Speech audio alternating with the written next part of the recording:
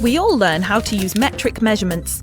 But before metric measurements were invented, we used the imperial system. We still use some of those measurements. For instance, how tall is this builder? 6 feet. Of course, that doesn't mean he has 6 feet. It means he's 6 feet tall, which is an old way of measuring length, feet and inches.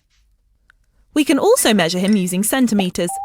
6 feet is the same as 183 centimetres.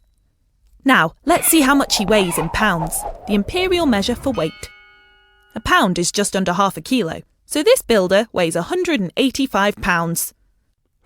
Can we please use the metric system? All right, in kilos, this is 84 kilos. Phew.